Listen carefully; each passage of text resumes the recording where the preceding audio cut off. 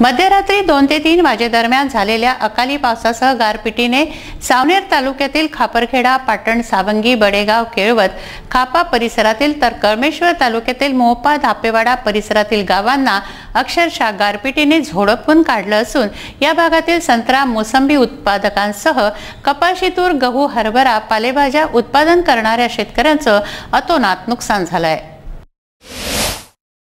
बुधवारी मध्यरात्री 2 ते 3 वाजेदरम्यान झालेल्या अवकाळी पावसासह गारपिटीने सावनेर तालुक्यातील खापरखेडा, पाटण, सावंगी, बडेगाव, केळवत, खापा परिसरातील तर कळमेश्वर तालुक्यातील मोहपा, धापेवाडा परिसरातील गावांना अक्षरशः गारपिटीने झोडपून काढलं असून या भागात संत्रा, मोसंबी उत्पादकांसह कपाशी, तूर, गहू, हरभरा, पालेभाज्या उत्पादन करणाऱ्या शेतकऱ्यांचं अतोनात नुकसान झालं आहे।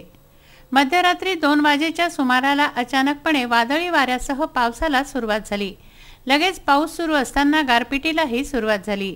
ही गारपीट कुठे 4 ते कुठे 5 मिनिटं तर कुठे अर्ध्या तासाहून अधिक झाल्याची माहिती शेतकऱ्यांनी दिली।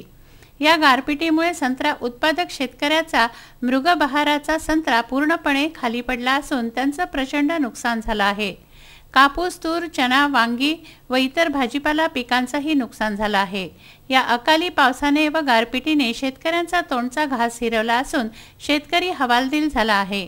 मोहपा परिसरात बुदला, म्हसेपठार, रामगिरी, खुमारी, मांडवी, देवबर्डी, तेलंगाव, कण्या, ढोल, पिंपळा, सवंद्री या तर धापेवाडा परिसरातील धापेवाड्यासह बोरगाव, धुरखेडा, भडांगी, आदासा, खानगाव, सोनपूर, सिल्लोरी, ब्रह्मपुरी, तोंडाखैरी गावांना गारपिटीचा प्रचंड फटका बसला आहे। पियुष जिंजूवाडिया, विदर्भ न्यूज, सावनेर।